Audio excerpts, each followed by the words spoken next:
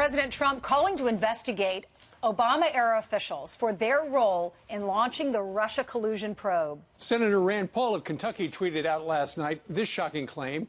Breaking, a high-level source tells me it was John Brennan who insisted that the unverified and fake Steele dossier be included in the intel report.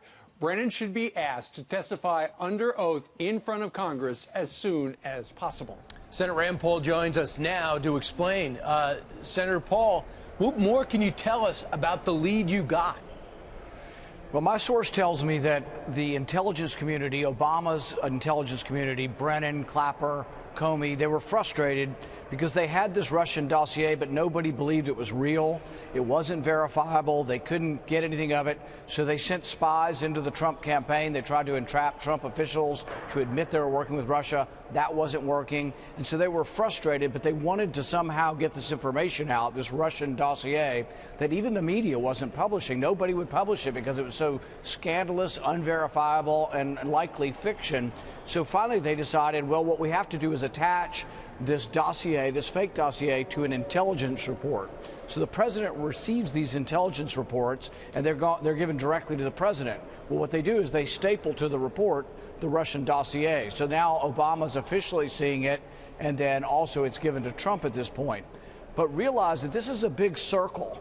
They'd had the dossier for months and months. So when John McCain is given the dossier, it's given to him by people who may have leaked it from our government to John McCain, so John McCain can give it back to the FBI. I mean, it's a crazy circle, all trying to justify something that wasn't true, but extraordinary power of these people and extraordinary corruption. And they almost brought, they tried to bring down a sitting president. This shouldn't happen to anybody. And when President Trump spoke to us this week, he said he doesn't want it to happen to any future presidents, Republican or Democrat, that the intelligence agencies use all of their power of surveillance to actually try to bring down a sitting president. Yeah, you say that Brennan, Clapper, and Comey were all frustrated. What's frustrating is they use this dossier, this unverified, salacious dossier, very scandalous, as you say, to try to take down the president. You tweeted out you have a high-level source. I doubt you're going to tell us who the source is, but I have to ask, who's the source? And if you're not going to tell me the name, how trustworthy is this person? I think it comes from someone who has a great deal of information about what's been going on. Not everybody, nobody knows the complete picture yet. And that's why I'm in favor of, the president has now said that he's going to declassify some of these documents. See, I believe that the dossier, had been held by the FBI for several months. Brennan starts his little group to investigate it. I believe at that time they did talk to President Obama about it, and I think they should all be asked, when did President Obama learn about this and what was his recommendation? He's in charge of the government. Did he recommend that you try to spread the dossier throughout the government? Remember those reports right around the time of the election, right after Trump won, They were saying that Obama officials were spreading this information throughout government. They were spreading the dossier and they couldn't get any traction, so then they released it to people outside government, reporters who would write a story, and then they would say to the FISA judge, look, there's a story being written about this dossier, it must be true. It's Exhibit A. Well, it'll be interesting when you're able to call Mr. Brennan in front of Congress. That's going to be great. A member of Congress got the attention of the president this morning in a tweet. I want to read it to you, Senator.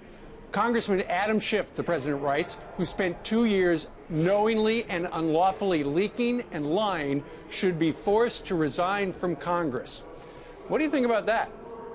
Pretty strong words. I think we should see the evidence. I think if you're on the intelligence committees or any committees that handle sensitive material, leaking that to the media is a crime and ought to be a crime. And we have certain rules for congressmen, so you can say things in public on the floor in the spirit of debate. You can't be censored for that. But if you're from a committee hearing a classified hearing and then you're talking to a reporter about it, that is a real problem. It's one reason why whenever I go to a classified hearing, I don't stop and talk to the media immediately, because I want to make sure that I've collected my thoughts and that I don't reveal anything that came from the classified hearing. But it does happen a lot.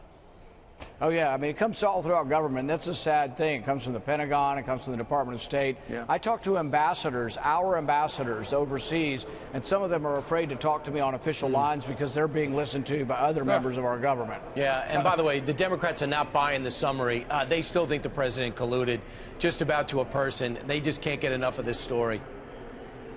Yeah, and I think what's going to happen, and what I'm telling people is I'm okay with the Mueller report coming out more completely, but in addition, we need to have information on Obama, White House officials, Comey, Brennan, Clapper. That should be part of it, because the report is the conclusion, but the beginning is why did we get to the report in the beginning, and did someone misuse their office? So if Democrats want the complete Mueller report, I'm going to object until we get a complete report of all the Obama-era officials that got this thing started. Okay. You're not alone. A lot of Americans feel that same way. Thanks so much, Senator, for being with us. Thank you.